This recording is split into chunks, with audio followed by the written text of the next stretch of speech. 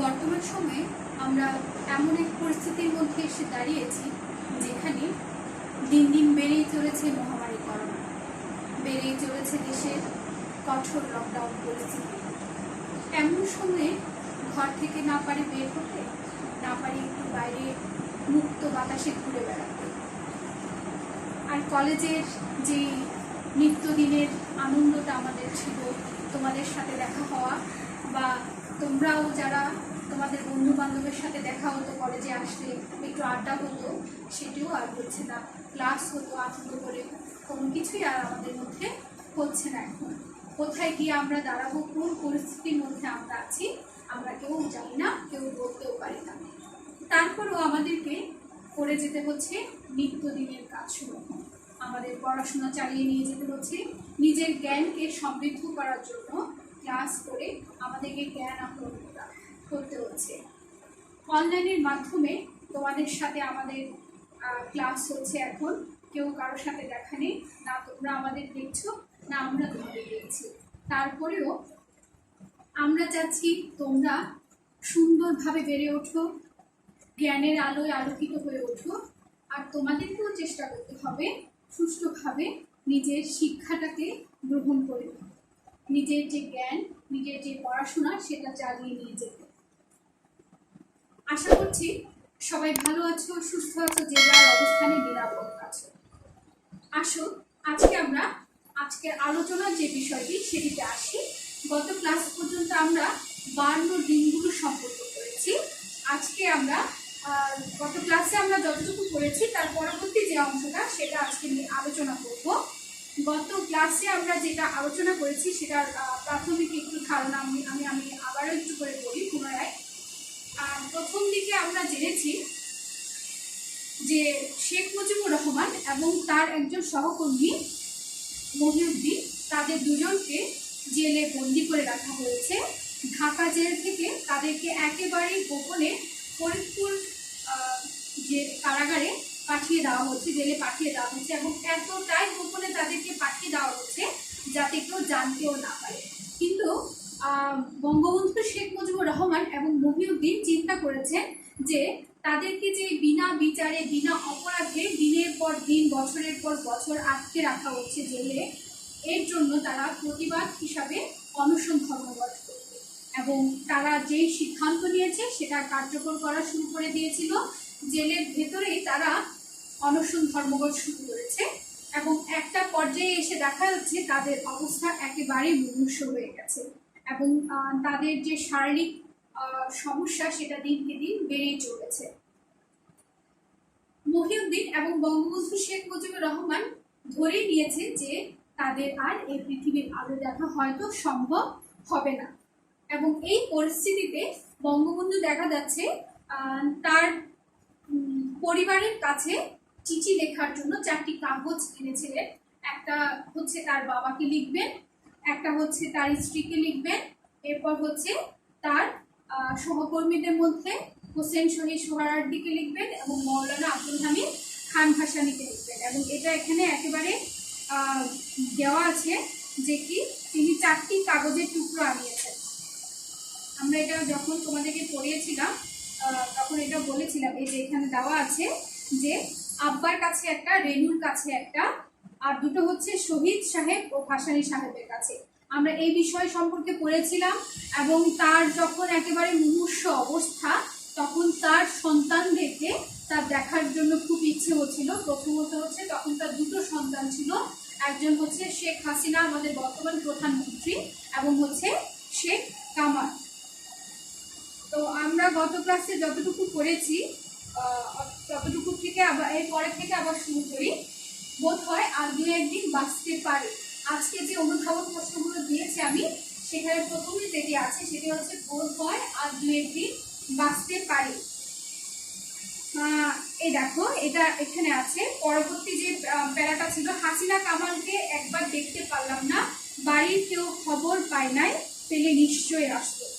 এর পরের প্যারার মধ্যে আছে মহিউদ্দিন ও আমি পাশাপাশি 2টা খাট পেতে নিয়েছিলাম, একজন আরেকজনের হাত ধরে শুয়ে থাকতাম, দুজনেই চুপচাপ পড়ে থাকে। আমার বুকের ব্যথা শুরু হয়েছে। সিভিল সার্জন সাহেব কোনো সময় অসময় ছিল না, আসছেন, দেখছেন, চলে যাচ্ছে। 27 তারিখ দিনের বেলা আমার অবস্থা আরো খারাপ হয়ে পড়বে, বোধহয় আর 2-1 দিন বাঁচতে পারে। অর্থাৎ সিভিল সার্জন ডাক্তার আসছেন, দেখছেন, আবার চলে যাচ্ছেন, কারণ উনিও বুঝতে পারছেন না তাদের অবস্থা কি হচ্ছে, কারণ দিন দিন তারা আরো অসুস্থ হয়ে পড়ছেন এবং বঙ্গবন্ধু চিন্তা করছেন হয়তো আর 2-1 দিন বেঁচে থাকতে পারে। মানে ওনাদের যে শারীরিক অবস্থা, ওনাদের যে আগের যে সমস্যাগুলো ছিল শারীরিক সমস্যা, সেগুলো আরো বেড়ে চলেছে এবং অবনতি হচ্ছে দিন দিন। সেই জন্য বঙ্গবন্ধু মনে করছেন যে হয়তো তারা 2-1 দিন বেঁচে থাকতে পারে। এরপর হচ্ছে কি দেখো, আপনাকে যদি মুক্তি দেওয়া হয় তবে খাবেন তো। এটা কোথায় আছে দেখো, এটা এখানে আছে। 27 তারিখ রাত 8টার সময় আমরা দুজন চুপচাপ শুয়ে আছি, কারোর সাথে কথা বলার ইচ্ছাও নাই, শক্তিও নাই। মানে কারোর সাথে কারো কথা বলার মতো ওরকম পরিস্থিতির মধ্যে কারোর সাথে কারো কথা বলতেও ইচ্ছে হচ্ছে না, আবার শারীরিক যে শক্তি কথা বলার সেটাও তাদের মধ্যে ছিল না। দুজনেই শুয়ে শুয়ে কয়েদির সাহায্যে উঁচু করে খোদার কাছে মাপ চেয়ে নিয়েছি। দরজা খুলে বাইরে থেকে ডেপুটি জেলার এসে আমার কাছে বসলেন এবং বললেন, আপনাকে যদি মুক্তি দেওয়া হয় তবে খাবেন তো। তাহলে ডেপুটি জেলার এসে বঙ্গবন্ধু শেখ মুজিবুর রহমানকে বলছে কি যে আপনাকে যদি মুক্তি দিয়ে দিই তবে খাবেন তো। কারণ ওনারা দেখছেন যে বঙ্গবন্ধু এবং মহিউদ্দিনকে কোনোভাবেই তাদের সংকল্প থেকে টলানো যাচ্ছে না। ওনারা যে সংকল্প নিয়েছেন অনশন ধর্মঘট করবে, জেল থেকে যদি তাদেরকে বিনা বিচারে বিনা অপরাধে আটক থেকে মুক্ত করে না দেওয়া হয়, তাহলে ওনারা অনশন করেই যাবেন এবং এই অনশন করার কারণে তাদের শারীরিক অবস্থার অবনতি ঘটছে দিন দিন। তো তখন জেলারা চিন্তা করলো, বা পাকিস্তান সরকার তখন ছিল, তখন তারা চিন্তা করলো যে কি এদেরকে অবশ্যই মুক্তি দিতে হবে, তা নয়তো ওনাদের কি হবে, অবস্থার অবনতি হয়ে। এখানে আর একটু কারণ আছে যে যদি তারা জেলে মারা যায়, প্রথমত হচ্ছে 1952 সালের যে ভাষা আন্দোলন হয়েছে 21শে ফেব্রুয়ারি, সেখানে তাদের কিছু ভুলের কারণে, পাকিস্তানি সরকার ভুলের কারণে, অর্থাৎ 144 ধারা ভঙ্গ করে যারা রাজপথে নেমেছিল ছাত্র জনতার উপরে গুলি বর্ষণ করা হয় এবং সেখানে অনেকে শহীদ হয়ে যায়। ওখানে একটা আন্দোলন চলছে। এখন এই আন্দোলনের মধ্যে যদি আবার বঙ্গবন্ধু শেখ মুজিবুর রহমান বা মহিউদ্দিন এদের দুজনের একজনেরও কারো কিছু হয়ে যায়, তাহলে দেশের পরিস্থিতি আরো খারাপ হয়ে যাবে, অর্থাৎ আন্দোলন আরো জোরদার হয়ে যাবে। সেজন্য জেল কর্তৃপক্ষ সিদ্ধান্ত নিল তাদেরকে মুক্তি দেওয়ার জন্য, এবং তাদেরকে যদি মুক্তি দেওয়া হয় তবেই হয়তো তারা খাবে। সেজন্য বলছে আপনাকে যদি মুক্তি দেওয়া হয় তবে খাবেন তো। উত্তরে বঙ্গবন্ধু কি বললেন দেখো, বললাম মুক্তি দিলে খাবো, না দিলে খাবো না। অর্থাৎ ওনার এক কথা যে মুক্তি যদি দেওয়া হয় তবেই তিনি খাবেন, নয়তো তিনি খাবেন না। তবে আমার লাশ মুক্তি পেয়ে যাবে, এখানে আছে দেখো, তবে আমার লাশ মুক্তি পেয়ে যাবে। অর্থাৎ যদি তাদেরকে জেল থেকে মুক্তি দেওয়া না হয় তবে তারা যখন মারা যাবে তার লাশ অবশ্যই জেল থেকে বের করে দেওয়া হবে। বের করতে হবে না, জেলের মধ্যে তো আর ওই লাশ রেখে মারা গেলে সেই লাশটা জেলের ভেতরে পচানো যাবে না, ঠিক না? তো মারা যখন যাবে তখন তো লাশ অবশ্যই জেল থেকে বের করতে হবে। অর্থাৎ যদি মুক্তি দেওয়া হয় তবে খাবেন, কিন্তু তারা মুক্তি দিক আর না দিক, মারা গেলে অবশ্যই তাদের লাশ মুক্তি পেয়ে যাবে। অনেকটা ক্ষোভ থেকে, আক্ষেপ থেকে উনি এই কথাটা বলেছিলেন। এরপর কি আছে দেখো, আপনার মুক্তির আদেশ সত্যি এসেছে। অর্থাৎ বঙ্গবন্ধুর আর মহিউদ্দিনের যে মুক্তির আদেশ এসেছে সেটি বঙ্গবন্ধুর বিশ্বাস হচ্ছিল না। অর্থাৎ তাদেরকে যে পাকিস্তান সরকার কোনোভাবে জেল থেকে বের করেছে এটাই ওনার কাছে বিশ্বাসযোগ্য হচ্ছিল না। এই জন্য বলছে কি আপনার মুক্তির আদেশ সত্যি এসেছে। এটা কে বলছে দেখো, এটা এখানে আছে। আমার মাথায় হাত বুলিয়ে দিতে লাগলেন। ডেপুটি সাহেব বললেন, আমাকে অবিশ্বাস করার কিছুই নাই, কারণ আমার কোনো সাধ্য নাই। আপনার মুক্তির আদেশ সত্যিই এসেছে। ডাক্তার সাহেব ডাবের পানি আনিয়েছেন, মহিউদ্দিনকে দুজন ধরে বসিয়ে দিলেন। সে আমাকে বলল, তোমাকে ডাবের পানি আমি খাইয়ে দেব। 2 চামচ ডাবের পানি দিয়ে মহিউদ্দিন আমার অনশন ভাঙিয়ে দিল। অর্থাৎ তাদেরকে মুক্তির আদেশ দেওয়া হয়েছে এবং সত্যি তাদেরকে মুক্তি দেওয়া হচ্ছে। এবং মহিউদ্দিন বঙ্গবন্ধু শেখ মুজিবুর রহমানকে 2 চামচ ডাবের পানি খাইয়ে অনশন ভাঙালেন। এটা কিন্তু জ্ঞানমূলকে প্রশ্নের জন্য লাগবে এবং তোমরা এটা দাগিয়ে রাখবে যে বঙ্গবন্ধুর অনশন ভাঙিয়েছিলেন কে? মহিউদ্দিন। এবং কি খাইয়ে অনশন ভাঙিয়েছিলেন? ডাবের পানি। এগুলো জ্ঞানমূলক এবং অনুধাবনের এমসিকিউর জন্য আসে বিশেষ করে। তারপরে কি আছে দেখো, আমার দায়িত্বে নিয়ে যাচ্ছি। এই কথাটা হচ্ছে বঙ্গবন্ধুর বাবা বলেছে। বঙ্গবন্ধুকে যখন মুক্তির আদেশ দেওয়া হয় তখন তাকে জেল থেকে নিয়ে যাওয়ার জন্য তার বাবা আসেন ছেলেকে নিয়ে যেতে। সেই সময় বাবা ছেলের মধ্যে যে কথা হয় সেখানে একটি কথা হচ্ছে আমার দায়িত্বে নিয়ে যাচ্ছি। দেখো এটি কেন বলছে। সকাল 10টার দিকে খবর পেলাম আব্বা এসেছে। জেল গেটে আমাকে নিয়ে যাওয়া সম্ভব নয়, তাই কর্তৃপক্ষ তাকে ভেতরে নিয়ে আসে। অর্থাৎ বঙ্গবন্ধুর অবস্থা যেহেতু খুবই খারাপ, সেহেতু বঙ্গবন্ধুর বাবাকে জেলের ভেতরে নিয়ে আসা হলো। আমাকে দেখে আব্বার চোখে পানি এসে গেছে। আব্বার সহ্য শক্তি খুব বেশি। কোনো মতে চোখের পানি মুছে ফেললেন, কাছে বসে আমার মাথায় হাত বুলিয়ে দিলেন এবং বললেন, তোমার মুক্তির আদেশ হয়েছে, তোমাকে আমি নিয়ে যাব বাড়িতে। আমি ঢাকায় গিয়েছিলাম তোমার মা, রেনু, হাসিনা ও কামালকে নিয়ে। দুদিন বসে রইলাম, কেউ খবর দেয় নাই তোমাকে কোথায় নিয়ে গেছে। তুমি ঢাকায় নাই, এ কথা জেল গেট থেকে বলেছে। যদিও পরে খবর পেলাম তুমি ফরিদপুর জেলে। তখন যোগাযোগ ব্যবস্থা বন্ধ। নারায়ণগঞ্জ এসে যে জাহাজ ধরবো তারও উপায় নেই। তোমার মা ও রেনুকে ঢাকায় রেখে আমি চলে এসেছি। অর্থাৎ তার মা বাবার সাথে তার স্ত্রী রেনু এবং তার সন্তান হাসিনা এবং কামাল একসাথে ছিলেন ফরিদপুরে, কিন্তু তারা তাদের ছেলের কোনো খবর না পেয়ে আবার ঢাকায় যায় এবং ঢাকা জেলে গিয়ে যখন জানতে পারে যে তাদেরকে ফরিদপুর জেলে পাঠিয়ে দেওয়া হয়েছে, তখন তারা খবর পেয়েছেন ঠিকই, কিন্তু আবার যে তারা ফরিদপুর ফেরত আসবেন সে অবস্থা তখন তাদের ছিল না। অর্থাৎ 144 ধারা জারি করার পরে গাড়ি ঘোড়া সব বন্ধ হয়ে যায়, যার কারণে তারা আর ফরিদপুর ফেরত আসতে পারেন না। এবং তিনি খুব কষ্ট করে ফরিদপুর আসেন ছেলের যখন মুক্তির আদেশ হয় তখন, কিন্তু তার ছেলের বউ এবং তার স্ত্রীকে কি করেছে, অর্থাৎ বঙ্গবন্ধু শেখ মুজিবুর রহমানের মা এবং তার স্ত্রী সন্তানদেরকে ঢাকায় রেখে শুধুমাত্র তার বাবা ছেলেকে নিয়ে যেতে এসেছে। কারণ আমার সন্দেহ হয়েছিল তোমাকে ফরিদপুর নেওয়া হয়েছে কিনা। আজই টেলিগ্রাম করব তারা যেন বাড়িতে রওনা হয়ে যায়। অর্থাৎ তার বঙ্গবন্ধু শেখ মুজিবুর রহমানের মা এবং স্ত্রীকে নিয়ে আসার জন্য টেলিগ্রাম করবে তার বাবা। আমি আগামীকাল বা পরশু তোমাকে নিয়ে রওনা করব, বাকি খোদা ভরসা। সিভিল সার্জন সাহেব বলেছেন তোমাকে নিয়ে যেতে হলে লিখে দিতে হবে যে আমার দায়িত্বে নিয়ে যাচ্ছে। অর্থাৎ তারা কোনো দায়ভার নিতে চান না। ঠিক আছে, মুক্তির আদেশ দিয়ে দিচ্ছেন ঠিক আছে, কিন্তু তারা কোনো দায়ভার নিতে রাজি নন। এজন্য বঙ্গবন্ধু শেখ মুজিবুর রহমানের বাবার কাছ থেকে লিখে নিয়েছেন যে তার একেবারে বঙ্গবন্ধু যদি কিছু হয়, মানে তার যদি কোনো সমস্যা হয়, তার যদি মৃত্যু ঘটে, তার জন্য জেল কর্তৃপক্ষ দায়ী থাকবেন না। এজন্য তার বাবাকে লিখে দিতে হয়েছে সম্পূর্ণ তার দায়িত্বে নিয়ে যাচ্ছে। এরপর কি আছে দেখো, যদি কিছু হয় বাইরে গিয়ে হোক। এই কথাটা কেন বলা হয়েছে দেখো, এটা বঙ্গবন্ধু বলছেন। কেন বলছে দেখো, পরের দিন আব্বা আমাকে নিতে আসলেন, অনেক লোক জেল গেটে হাজির। আমাকে স্ট্রেচারে করে জেল গেটে নিয়ে যাওয়া হলো এবং গেটের বাইরে রেখে দিল। যদি কিছু হয় বাইরে গিয়ে হোক, এই তাদের ধারণা। অর্থাৎ যদি কোনো কারণে বঙ্গবন্ধু মারা যায় বা তার কোনো ধরনের কোনো সমস্যা হয়, সেটা জেলের বাইরে গিয়ে হোক। জেলের ভেতরে হলে সেই দায়ভার জেল কর্তৃপক্ষকে নিতে হবে বলে তারা এই সিদ্ধান্তটা নিয়েছেন। অর্থাৎ যে কোনোভাবে এখন যেহেতু তাদের মরমর অবস্থা, একেবারে যে কোনো মুহূর্তেই তারা মারা যেতে পারে, শরীর একেবারেই দুর্বল তাদের, সেহেতু তারা চাইছে কি যে কোনোভাবে জেল থেকে বঙ্গবন্ধু এবং মহিউদ্দিনকে বের করে দিতে।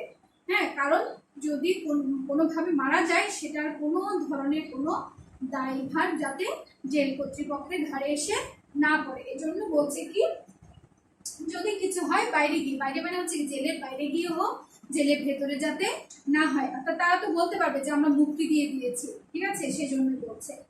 এরপর কি আছে, এদের কি দয়া মায়া আছে? এটা হচ্ছে বঙ্গবন্ধু শেখ মুজিবুর রহমানের স্ত্রী অর্থাৎ রেনুর, হ্যাঁ রেনুর কথা। আমরা একটু দেখি এটা কেন বলেছে। মানে এটা হচ্ছে কি বলবো, দুটো মানুষের হাজবেন্ড ওয়াইফের একান্ত কিছু আক্ষেপ, হ্যাঁ থেকে এই কথাগুলো উনি বলেছেন। একে মানে মনের একটা যন্ত্রণা থেকে উনি এই কথাগুলো বলেছেন। এখানে এখানে বঙ্গবন্ধু বলেছেন যে রেনু অর্থাৎ তার স্ত্রী খুবই চাপা স্বভাবে, হ্যাঁ খুবই গম্ভীর, খুব কম কথা বলতেন, কিন্তু তার ভেতরে যে কষ্টটা উনি জমিয়ে রেখেছেন বা যার ভেতরে যে কষ্ট এতদিন হয়েছে, তার স্বামী কোথায় আছে তিনি জানেন না, তার দুটো ছোট ছোট সন্তান আছে, তাদের ভবিষ্যৎ সম্পর্কে একেবারেই সন্দিহান অবস্থা। তখন তার স্বামী মুমূর্ষ অবস্থায় আছেন, অনশন করছেন, এই খবর তিনি পেয়েছেন। তখন একজন স্ত্রীর মনে যে দুঃখ বা যে কষ্টটা জমা হয়ে থাকে এবং স্বামীকে কাছে পাওয়ার পর তার এই কষ্টগুলো তিনি প্রকাশ করেছেন এভাবে। উনি কিভাবে কি বলেছেন একটু দেখি আমরা। 5 দিন পর বাড়ি পৌঁছালাম, মাকে তো বোঝানো কষ্টকর। হাসু আমার গলা ধরে প্রথমে বলল, আব্বা রাষ্ট্রভাষা বাংলা চায়, রাজবন্দীদের মুক্তি চায়। 21শে ফেব্রুয়ারি ওরা ঢাকায় ছিল, যা শুনেছে তাই বলে চলেছে। কামাল আমার কাছে আসলো না, তবে আমার দিকে চেয়ে রইল। অর্থাৎ শেখ হাসিনা এবং শেখ কামাল তখন ঢাকায় ছিল, এবং ঢাকায় যখন 1952 সালের 21শে ফেব্রুয়ারি সব দিকে স্লোগান চলছে, মিছিল চলছে রাস্তাঘাটে, তো সেই স্লোগান তারা শিখে রেখেছে, রাষ্ট্রভাষা বাংলা চায়, রাজবন্দীদের মুক্তি চায়। সেই স্লোগানগুলো তার বাবাকে দেখার সাথে সাথে শেখ হাসিনা বলছেন, এবং শেখ কামাল তখনও বুঝে উঠতে পারছেন না এই লোকটিকে বা কেন হাসিনা তার সাথে এভাবে আচরণ করছে বা এত ঘনিষ্ঠ হচ্ছে, সেটা সে বুঝে উঠতে পারছে না। তাকে কেন আব্বা ডাকছে সেটাও বুঝতে পারছে। এই কারণটা আমরা একটু পরে নিচে দিয়ে আসলে বুঝতে পারবো। এই জন্য শেখ কামাল কি করছে, বঙ্গবন্ধুর দিকে তাকিয়ে আছে। আমি খুব দুর্বল, বিছানায় শুয়ে পড়লাম। গতকাল রেনু ও মা ঢাকায় এসে বাড়ি এসে আমার প্রতীক্ষায় দিন কাটাচ্ছিলেন। এক এক করে সকলে যখন আমার কামরা থেকে বিদায় নিল, তখন রেনু কেঁদে ফেললো এবং বলল, তোমার চিঠি পেয়ে আমি বুঝেছিলাম তুমি কিছু একটা করে ফেলবা। আমি তোমাকে দেখবার জন্য ব্যস্ত হয়ে পড়েছিলাম, কাকে বলবো নিয়ে যেতে, আব্বাকে বলতে পারি না লজ্জায়। দেখো সেই সময়কার যোগাযোগ ব্যবস্থা এখনকার মতো ছিল না। আবার তার শ্বশুরকে যে গিয়ে বলবেন যে আমি আমার স্বামীর কাছে একটু যাব বা আমার স্বামীকে আমি একটু দেখতে চাই, সেই কথাটাও তিনি বলতে পারছিলেন না লজ্জায়, কিন্তু ভেতরে যন্ত্রণাটা তার ঠিকই হচ্ছিল। আমি তোমাকে দেখবার জন্য, আচ্ছা এটা বললাম। নাসির ভাই বাড়ি নাই, নাসির ভাই মানে হচ্ছে শেখ নাসির, এটা বঙ্গবন্ধু শেখ মুজিবুর রহমানের ভাই। যখন খবর পেলাম খবরের কাগজে, তখন লজ্জা শরম ত্যাগ করে আব্বাকে বললাম। আব্বা ব্যস্ত হয়ে পড়লেন, তাই রওনা করলাম ঢাকায় সোজা। আমাদের বড় নৌকায় 3 জন বল্লা নিয়ে। কেন তুমি অনশন করতে গিয়েছিলে? এদের কি দয়া মায়া আছে? এটা বলছে পাকিস্তান সরকারের পাকিস্তান সরকারকে নির্দেশ করে বলছে, বা জেল কর্তৃপক্ষের কে নির্দেশ করে বলছে যে তাদের কি দয়া মায়া আছে। মানে এদের তো কোনো দয়া মায়া নেই। যদি বঙ্গবন্ধু মারা যেত বা মহিউদ্দিন মারা যেত, যে কোনো ভাবে তারা কি করতো, এটা চাপা দেওয়ার চেষ্টা করতো। ঠিক আছে, মানে এরা অনশন করছে, বিনা অপরাধে জেলে আটকে আছে, এই বিষয় নিয়ে মাথা ঘামানোর মতো তাদের সময় নেই, বা তারা এই বিষয়গুলোকে একেবারেই কি গুরুত্ব দিচ্ছে না। সেজন্য রেনু বলছে কি যে যদি তাদের কিছু হয়ে যেত তাহলে তাদের তো কোনো মায়া দরদ নেই, যা ক্ষতি হওয়ার তাদেরই হতো। অর্থাৎ রেনু তার সন্তানদেরকে নিয়ে কষ্ট পেত, তার বঙ্গবন্ধুর বাবা মা কষ্ট পেত। এই জন্য বলছে যে এদের কি দয়া মায়া আছে। এরপর কি বলছে দেখো, মানুষ কি শুধু খাওয়া পড়া নিয়ে বেঁচে থাকতে চায়? অর্থাৎ একটা মানুষের বেঁচে থাকার জন্য যে শুধুমাত্র খাওয়া আর পড়ার চিন্তা না থাকলে যে সেই মানুষটা বেঁচে থাকবে বা সুন্দরভাবে সুষ্ঠুভাবে বেঁচে থাকবে, এরকম কোনো কথা নেই। একটা মানুষের মনের আনন্দ, সেটাই হচ্ছে বড় বিষয়। খাওয়ার অভাব থাক, পড়ার অভাব থাক, যত কিছু থাক না কেন, মানুষের মন যদি আনন্দে থাকে তাহলে মানুষটা সুষ্ঠুভাবে বেঁচে থাকতে পারে। সেজন্য রেনু এই কথা বলছেন। কি বলছেন আমরা একটু দেখি। আমাদের কারো কথাও তোমার মনে ছিল না? কিছু একটা হলে কি উপায় হতো? আমি এই দুইটা দুধের বাচ্চা নিয়ে কি করে বাঁচতাম? হাসিনা কামালের অবস্থা কি হতো? তুমি বলবা খাওয়া দাওয়ার কষ্ট তো হতো না, মানুষ কি শুধু খাওয়া পড়া নিয়েই বেঁচে থাকতে চায়?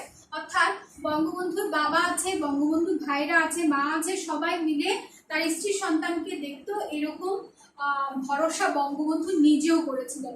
কিন্তু তার স্ত্রী বলছেন যে একজন মানুষ শুধু খাওয়া পড়া নিয়ে তো আর বেঁচে থাকতে পারে না। শুধু তার স্বামীর যে স্বামী থাকলে একজন স্ত্রীর যে সাহস বা স্ত্রীর যে অবস্থানের মধ্যে দিয়ে যায়, একজন স্বামী না থাকা স্ত্রী অনেক কষ্ট হয়ে যায় তার পারিপার্শ্বিক অবস্থার সাথে নিজেকে খাপ খাইয়ে নিতে। সেই কথার প্রেক্ষিতে তিনি বলছেন যে মানুষ কি শুধু খাওয়া পড়া নিয়েই বেঁচে থাকতে চায়? দেখো এরপর কি আছে, তোমার আব্বাকে আমি একটু আব্বা বলি। এটি হচ্ছে শেখ কামালের কথা। এই কথাটি উনি কেন বলেছে দেখো, একদিন সকালে আমি ও রেনু বিছানায় শুয়ে বসে গল্প করছিলাম। হাসু ও কামাল নিচে খেলছিল। হাসু মাঝে মাঝে খেলার ফেলে আমার কাছে আসে এবং আব্বা আব্বা বলে ডাকে। কামাল চেয়ে থাকে। এক সময় কামাল হাসিনাকে বলছে, হাসু আপা, তোমার আব্বাকে আমি একটু আব্বা বলি। আমি আর রেনু দুজনেই শুনলাম। আস্তে আস্তে বিছানা থেকে উঠে যেয়ে ওকে কোলে নিয়ে বললাম, আমি তো তোমারও আব্বা। কামাল আমার কাছে আসতে চাইতো না, আজ গলা ধরে পড়ে রইল। বুঝতে পারলাম আর এখন আর সহ্য করতে পারছে না। নিজের ছেলেকেও অনেকদিন না দেখলে ভুলে যায়। এখানে এটাও আছে, নিজের ছেলেও অনেকদিন না দেখলে কি ভুলে যায়। এই কথাটা বলার কারণ হচ্ছে কি দেখো, যখন বঙ্গবন্ধু শেখ মুজিবুর রহমানকে জেলে আটক করা হয় তখন শেখ কামালের বয়স ছিল মাত্র কয়েক মাস, এবং তিনি যখন জেল থেকে মুক্তি পেয়ে বাড়ি ফিরে আসেন তখন শেখ কামালের বয়স প্রায় 2.5 বছরের মতো। এটা পুরো গল্পটা পড়লে তোমরা জানতে পারতে, এবং এখানে তো অল্প একটু দেওয়া আছে তোমাদের, সেহেতু বিস্তারিত বোঝা যাচ্ছে না। তো শেখ কামাল যখন কয়েক মাসের বাচ্চা ছিল তখন তো সে তার বাবা কোনটা সেটা বোঝার মতো বয়স হয়নি। কিন্তু বঙ্গবন্ধু যখন বাড়ি ফিরে আসেন তখন দেখছি কি তার আপা মানে তার বড় বোন একজনকে আব্বা আব্বা বলে ডাকছে, এবং তার খুবই ডাকতে ইচ্ছে হচ্ছে যে আব্বা বলে, কিন্তু তার ভেতরে একটা জড়তা থাকার কারণে সে তার আব্বাকে আব্বা বলে ডাকতে পারছে না। অতটুকু ছোট বাচ্চা, হ্যাঁ। তো সে যখন তার আব্বাকে বললো যে হাসু আপা তোর আব্বাকে মানে তোমার যে আব্বা আব্বা বলে যে তুমি যাকে সম্বোধন করছো তাকে আমিও একটু আব্বা বলে ডাকতে পারি? তো বঙ্গবন্ধু এবং তার স্ত্রী ওখানে বসেছিলেন। তো তারা এটা দেখলেন এবং বঙ্গবন্ধু বললেন কি তার সন্তানকে কোলে নিয়ে বললেন যে আমি তোমারও আব্বা। তো এর পরিপ্রেক্ষিতে বঙ্গবন্ধু বলছে যে সন্তান যদি তার বাবা মাকে অনেকদিন কাছে না পায় বা না দেখে তখন সন্তানও তার পিতাকে ভুলে যায়। এই জন্য বলছে কি নিজের ছেলেও অনেকদিন না দেখলে ভুলে যায়, কারণ সে তার ছোটবেলা থেকে মানে বেড়ে ওঠা থেকে 2.5 বছর বয়স অবধি সে তার বাবা ব্যক্তিটাকে সে দেখেনি, তাহলে সে তার ভেতরে একটা জড়তা কাজ করছে। এরপর কি আছে দেখো, আমি যখন জেলে যাই তখন ওর বয়স মাত্র কয়েক মাস। রাজনৈতিক কারণে একজনকে বিনা বিচারে বন্দি করে রাখা আর তার আত্মীয় স্বজন ছেলে মেয়েদের কাছ থেকে দূরে রাখা যে কত বড় জঘন্য কাজ তা কে বুঝবে। অর্থাৎ বিনা অপরাধে তাদেরকে জেলে আটক করে রাখা হয়েছে, এবং এটা যে কত জঘন্য কাজ এবং কতটা কষ্টদায়ক সেটা নিজে ছাড়া আর কেউ বুঝতে পারবে না বা বোঝানো সম্ভব নয়। মানুষ স্বার্থের জন্য অন্ধ হয়ে যায়, অর্থাৎ যে যার স্বার্থ উদ্ধারের জন্যই ব্যস্ত। অর্থাৎ তাদেরকে বন্দি করে রাখার একমাত্র কারণ হচ্ছে নিজেদের স্বার্থ সিদ্ধি। পাকিস্তানি সরকাররা চিন্তা করেছিলেন এইসব যারা নেতা পর্যায়ে যারা ছিলেন তাদেরকে যদি আটক করে রেখে দেওয়া হয় জেলের ভেতরে, তাহলে সাধারণ যে জনগোষ্ঠী আছে তারা আর খেপে উঠতে পারবে না। সেই চিন্তা করে নিজেদের স্বার্থের জন্যই, স্বার্থ উদ্ধারের জন্যই সে সময় বঙ্গবন্ধু এবং তার নেতাকর্মীদেরকে সেই সময় বন্দি করে রাখা হয়েছিল, অর্থাৎ তার সাথে তার সহকর্মীরা যারা ছিলেন। এই জন্য এখানে বলা হয়েছে মানুষ স্বার্থের জন্য অন্ধ হয়ে যায়। এরপর কি বলছেন দেখো, আজ 200 বছর পরে আমরা স্বাধীন হয়েছি। অর্থাৎ তখন ব্রিটিশ শাসন আমল ছিল, সেই শাসন আমলের কথা বলছে। সামান্য হলেও কিছু আন্দোলনও করেছি স্বাধীনতার জন্য। ভাগ্যের নিষ্ঠুর পরিহাস, আজ আমাকেও আমার সহকর্মীদের বছরের পর বছর জেল খাটতে হচ্ছে। আরো কত কাল খাটতে হয় কে বা জানে। একেই কি বলে স্বাধীনতা? এই যে এখানে আছে, একেই কি বলে স্বাধীনতা। অর্থাৎ 200 বছর ব্রিটিশ শাসন আমল ছিল। এরপরে হচ্ছে ভারত আর পাকিস্তান নামে দুটো রাজ্য ভাগ হয়ে যায়, দুটো দেশ হয়। কিন্তু তারপরেও স্বাধীন হয়েও বাঙালি যেন, পূর্ব বাংলার মানুষ যেন পরাধীন জীবনযাপন করত। সেজন্য বঙ্গবন্ধু বলছে কি একে কি বলে স্বাধীনতা। এরপর বলছে কি দেখো, ভয় আমি পাই না আর মনও শক্ত হয়ে গেছে। ভয় আমি পাই না আর মনও শক্ত হয়ে গেছে। অর্থাৎ এখন আর ভয় পাওয়ার মতো তার ভেতরে কিছুই নেই। মৃত্যুকে একেবারে তিনি সম্মুখ থেকে দেখে এসেছেন। দু একদিন হয়তো যেভাবে অনশন তিনি করেছিলেন, আর দু একদিন বাঁচার সম্ভাবনা তার ভিতরে ছিল। সেই জন্য তিনি বলছেন যে ভয় তিনি আর পান না। যে একবার মৃত্যুর সম্মুখ থেকে ফিরে আসে তার মৃত্যু ভয় বলে আর কোনো কিছুই থাকে না। এরপর বলছে কি দেখো, ভরসা হলো আর দমাতে পারবে না। এই কথাটা বলার কারণ হচ্ছে কি দেখো, 1952 সালে ঢাকায় গুলি হওয়ার পরে গ্রামে গ্রামে জনসাধারণ বুঝতে আরম্ভ করেছে যে যারা শাসন করছে তারা জনগণের আপনজন নয়। খবর নিয়ে জানতে পারলাম 21শে ফেব্রুয়ারি গুলি হওয়ার পর খবর বাতাসের সাথে সাথে গ্রামে গ্রামে পৌঁছে গেছে এবং ছোট ছোট হাট বাজারে প্রচন্ড হরতাল হয়েছে। মানুষ বুঝতে আরম্ভ করেছে যে বিশেষ করে গোষ্ঠী বা দল বাঙালিদের মুখের ভাষা, বিশেষ একটা গোষ্ঠী বা দল বাঙালিদের মুখের ভাষা কেড়ে নিতে চায়। অর্থাৎ যে আন্দোলনটা একসময় ঢাকা বিশ্ববিদ্যালয় কেন্দ্রিক ছিল বা ছাত্রদের মধ্যে সীমিত ছিল, সে আন্দোলনটা এখন বাংলার, পূর্ব বাংলায় গ্রামে গঞ্জ থেকে শুরু করে সর্বস্তরের কাছে পৌঁছে গেছে এই খবর যে যারা শাসন করছে তারা দেশের মানুষের ভালো বলতে কিছুই চায় না। সেজন্য ছোট ছোট জায়গা, যে হাট বাজার যেগুলো আছে সেখানে পর্যন্ত হরতাল করা হয়েছে। ভরসা হলো আর দমাতে পারবে না। অর্থাৎ বঙ্গবন্ধু বলছে এখন একটা ভরসা হয়েছে আমাদের, এখন একটা কি ভরসা করার মতো একটা অবস্থা হয়েছে, কাউকে আর এখন দমিয়ে রাখতে পারবে না। পূর্ব বাংলার মানুষকে আর পশ্চিম পাকিস্তানিরা দমিয়ে রাখতে পারবে না। এই জন্য তিনি বলছেন যে ভরসা হলো আর দমাতে পারবে না।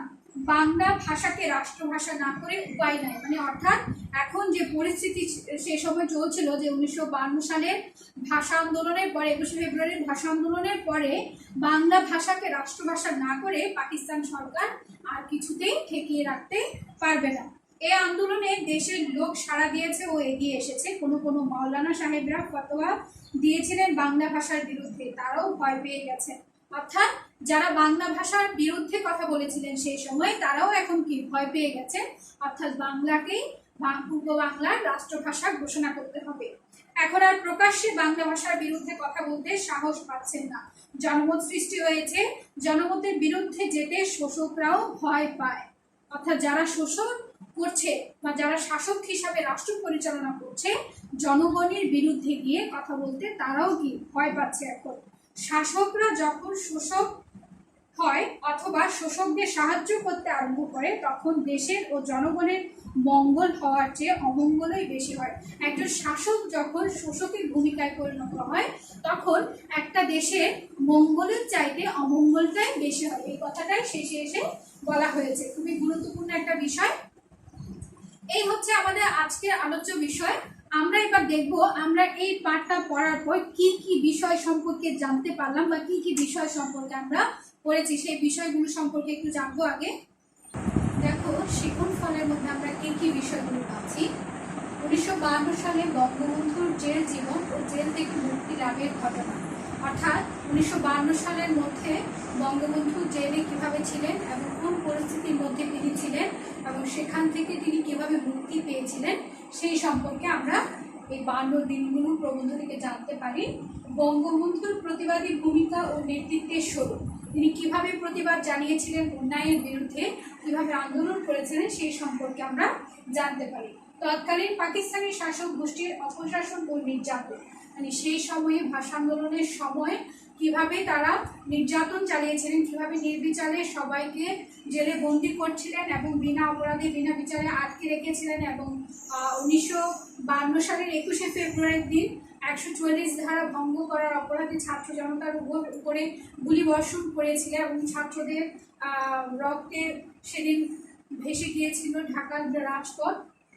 ভাষা আন্দোলনে বাঙালি জাতির আত্মত্যাগ, এটা তো ওখানে বলাই আছে যে কিভাবে বাঙালি ভাষার জন্য প্রাণ দিয়েছিল। এবং ওই প্রথম 1952 সালে 21শে ফেব্রুয়ারি কোনো জাতি তার নিজের মাতৃভাষা রক্ষার জন্য প্রাণ দিয়েছিল। দেশ ও দেশের মানুষের প্রতি বঙ্গবন্ধুর মমত্ববোধ ও আত্মত্যাগের স্বরূপ। দেশের কথা চিন্তা করে, দেশের মানুষের কথা চিন্তা করে তিনি নিজের স্ত্রী, সন্তান, মা বাবা সবাইকে ফেলে বিনা অপরাধে বিনা বিচারে জেলে বন্দী ছিলেন এবং একেবারে মৃত্যুর সাথে পাঞ্জা লড়ে আবার ফেরত এসেছিলেন। এই ঘটনাগুলোর মাধ্যমে আমরা কি এই গল্প থেকে জানতে পেরেছি। আসো এবার আমরা সৃজনশীল দেখি, সৃজনশীল প্রশ্ন দেখি এবং সৃজনশীলের মাধ্যমে বোঝার চেষ্টা করি কিভাবে আমাদেরকে লিখতে হবে বা কিভাবে আমাদেরকে উত্তর দিতে হবে। দেখো সৃজনশীলে কি দেওয়া আছে, মাগো ওরা বলে সবার কথা কেড়ে নেবে, তোমার কোলে শুয়ে গল্প শুনতে দেবে না, বলো মা তা কি হয়। এটা হচ্ছে একটা কবিতার মাধ্যমে একটা উদ্দীপক দেওয়া হয়েছে এখানে। প্রথম যে জ্ঞানমূলকের প্রশ্নটি আছে সেটি হচ্ছে, জেল গেটে বঙ্গবন্ধুকে নিতে কে এসেছিল? বঙ্গবন্ধুকে জেল গেট থেকে নেওয়ার জন্য কে এসেছিলেন? তার বাবা এসেছিলেন। অর্থাৎ জেল গেট থেকে বঙ্গবন্ধুকে নিতে তার বাবা এসেছিলেন। জেল কর্তৃপক্ষ নাক দিয়ে খাওয়াতে শুরু করেছিল কেন? এটা আমরা ওখানে পড়েছি যে বঙ্গবন্ধু এবং তার সহকর্মী মহিউদ্দিন, ওনাদের দুজনের অবস্থা অনশন ধর্মঘট করার পরে যখন একেবারে মুমূর্ষু অবস্থা হয়ে গিয়েছিল এবং তাদের অবস্থার দিন দিন যখন অবনতি হচ্ছিল, তখন জেল কর্তৃপক্ষ তাদেরকে জোর করে খাওয়ানো শুরু করেছিল এবং তারা যখন একেবারে খেতে চাইছে না তখন তাদের নাকের ভেতর দিয়ে পাইপ ঢুকিয়ে তাদেরকে খাওয়ানোর ব্যবস্থা করেছিল। এই জন্য বলা হচ্ছে যে যখন মহিউদ্দিন এবং বঙ্গবন্ধুর অবস্থা খুবই খারাপের দিকে যাচ্ছিল তখন এই জেল কর্তৃপক্ষ তাদেরকে না ছেড়ে, অর্থাৎ জেলখানা থেকে ছেড়ে মুক্তি না দিয়ে তাদেরকে বাঁচিয়ে রাখার জন্য যে কোনোভাবে কি করেছিল, জেল কর্তৃপক্ষ তাদেরকে নাক দিয়ে খাওয়ানো শুরু করেছিল। এবং এই জায়গায় বঙ্গবন্ধু বলেছিলেন এদের কথা হলো মরতে দেব না। হ্যাঁ, মানে কোনোভাবে মরতেও দেবে না, আবার স্বাধীনভাবে বাঁচতেও তাদেরকে দেবে না। এরপর বলছে উদ্দীপকের ওরা, এই যে এখানে ওরা বলেছে, মাগো ওরা বলে, ওরা দ্বারা 52 দিনগুলো রচনার কাদের প্রতি ইঙ্গিত করা হয়েছে? ওরা বলতে কাদেরকে বোঝানো হয়েছে? অবশ্যই আমরা সবাই বুঝতে পারছি সেই সময়ে অর্থাৎ তৎকালীন সময়ে স্বৈরাচারী শাসক গোষ্ঠী পাকিস্তানি সরকারকেই বোঝানো হয়েছে। ওরা বলতে কাদেরকে বোঝানো হয়েছে? স্বৈরাচারী পাকিস্তানি শাসকদেরকেই বোঝানো হয়েছে। তাহলে 52 দিনগুলো রচনা ওরার প্রতি ইঙ্গিত করা হয়েছে বলতে এখানে পাকিস্তানি সরকারের অত্যাচার নির্যাতনের কথাগুলো এখানে উঠে আসবে, ঠিক আছে? এবং 3টা প্যারায় ভাগ করে তোমাকে এখানে প্রথমে লিখতে হবে। প্রথম প্যারাতে তোমাকে বলে দিতে হবে যে এখানে স্বৈরাচারী পাকিস্তানি শাসক গোষ্ঠী বা পাকিস্তানি সরকার ব্যবস্থাকে বোঝানো হয়েছে। এরপরে 4 নম্বরে আছে উদ্দীপকের সন্তানের আকুতি 52 দিনগুলো রচনার ছাত্র সমাজের সংগ্রামী চেতনারই রূপায়িত হয়েছে। এটা একটু আমি আবারও বলছি, যেহেতু তো একটু ছোট করে লিখেছি, তোমরা যদি বুঝতে না পারো সেজন্য বলছি। উদ্দীপকের সন্তানের আকুতি 52 দিনগুলো রচনার ছাত্র সমাজের সংগ্রামী চেতনায় রূপায়িত হয়েছে। অর্থাৎ এখানে সন্তান তার মাকে যে আকুতি জানিয়েছে, যে কথাটি তিনি ব্যাখ্যা করেছেন, সেটি 52 দিনগুলো ছাত্র সমাজের মধ্যেও দেখা দিয়েছে। কি বলছে, মাগো ওরা বলে সবার কথা কেড়ে নেবে, অর্থাৎ আমাদের যে মাতৃভাষা সেই ভাষা আমাদের কাছ থেকে কেড়ে নেওয়া হবে। এবং এজন্যই বাংলার 1952 সালে বাংলা ছাত্র সমাজ আন্দোলনে নেমেছিল, সাধারণ জনতা আন্দোলনে নেমেছিল এবং 52 সালের 21শে ফেব্রুয়ারি 144 ধারা ভঙ্গ করে তারা রাজপথে নেমেছিল বলে তাদের উপর গুলি বর্ষণ করা হয়েছিল এবং সেই গুলিতে অনেকে শহীদ হয়েছিলেন। সালাম, রফিক, জব্বার, বরকত সহ অনেকে শহীদ হয়েছিলেন। এই জন্য বলা হচ্ছে যে উদ্দীপকে যে আকুতি এখানে করা হয়েছে একজন সন্তান তার মায়ের প্রতি, সেই আকুতি আমরা বা সেই ব্যক্তিটা আমরা কোথায় দেখতে পাই? 52 দিনগুলোতে ভাষা আন্দোলনের যে বর্ণনা দিয়েছে সেখানে আমরা দেখতে পেয়েছি। এবং এখানে বঙ্গবন্ধু শেষের দিকে করে এসে বলেছিল যে ভরসা হলো আর দমাতে পারবে না, অর্থাৎ বাংলা ভাষার জন্য যে বাঙালি প্রাণ দিয়েছে এবং সেটা সর্বস্তরের মানুষের কাছে পৌঁছে গিয়েছে এবং সর্বস্তরের মানুষ যে যেখানে আছে, যে অবস্থায় আছে, সেখান থেকে আন্দোলন শুরু করেছিল। ঠিক আছে, নিজের ভাষাকে টিকিয়ে রাখার জন্য, নিজের ভাষাকে রক্ষা করার জন্য তখন সবাই আন্দোলনে নেমে পড়েছিল। ঠিক আছে, এই হচ্ছে উদ্দীপক। এবং তোমাদের যে শিক্ষণ ফল দিয়েছে, এখান থেকে তোমাদের উদ্দীপক বা সৃজনশীল প্রশ্নগুলো আসে বেশিরভাগ ক্ষেত্রেই। সেজন্য আমি বলবো বেশি করে তোমরা সৃজনশীল প্রশ্ন অনুশীলন করবে। যত বেশি অনুশীলন করবে তত ভালো লিখতে পারবে, তত ভালো লেখার দক্ষতা তোমাদের বাড়বে। ঠিক আছে, এই জন্য যত বেশি অনুশীলন করবে তত ভালো তোমাদের কি দক্ষতার মধ্যে চলে আসবে। সবগুলো ভালো মতো করে পড়াশোনা করবে। আর আজকে যে সৃজনশীলটা দিয়েছি এটা সহ গত ক্লাস এবং এই ক্লাস সহ 52 দিনগুলোতে যা কিছু পড়ানো হয়েছে তার উপরে তোমরা 30টা জ্ঞানমূলকের প্রশ্ন লিখে এবং এই সৃজনশীলটা লিখে অবশ্যই আমাকে কমেন্ট বক্সে জানাবে। ঠিক আছে, সবাই ভালো থেকো, সুস্থ থেকো, নিরাপদ থেকো। ধন্যবাদ।